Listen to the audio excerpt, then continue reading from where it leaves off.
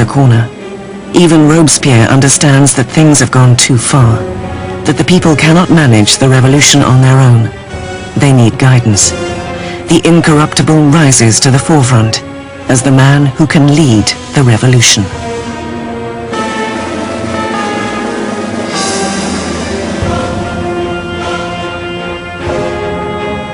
There was a time when Robespierre had pushed for a constitutional monarchy. He now believes the king is too potent a symbol to the enemies of the revolution. A momentous decision is made. France will put its own monarch on trial. With the verdict a foregone conclusion, the only debate left is punishment. The moderates, led by the Girondins, call for sparing his life, which isolates them in the convention. The Girondins really crystallized as a faction in the convention over the debate over the king, because while they certainly wanted a republic, they were less sure that the king should actually have to die.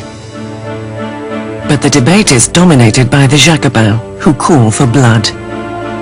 Why did the Jacobins want to kill the king? I think they wanted to kill the king because, as Robespierre brilliantly said, you have to kill the king so the revolution can live. If the king is right, then the revolution is wrong. In any system there had ever been, there's only one penalty for treason, and that is death. So in this sense, if the king is guilty of betraying the country in a time of war, then the argument is that he must suffer the death of a traitor. On the 20th of January 1793, Louis XVI is declared guilty. The sentence is death.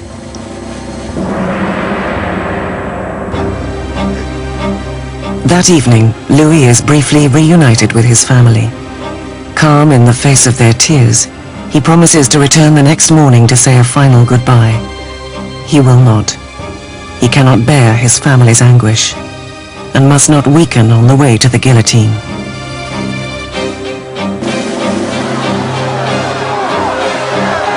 In the morning, a closed carriage brings Louis to the scaffold, and he calmly makes his way to the blade.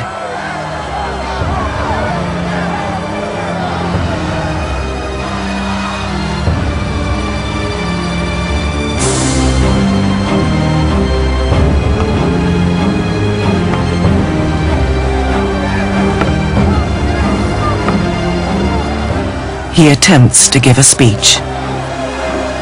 I die innocent of all the crimes laid to my charge.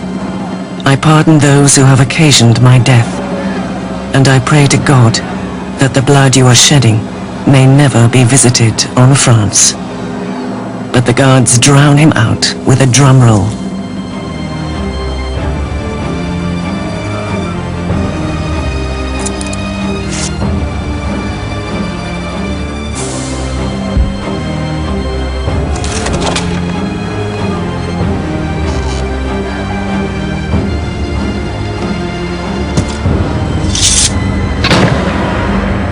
At 10:22 a.m., the king is no more. In the Temple prison, Marie Antoinette hears the cannons fire, announcing the death of her husband. She collapses in despair. The king is dead. The Jacobins victorious.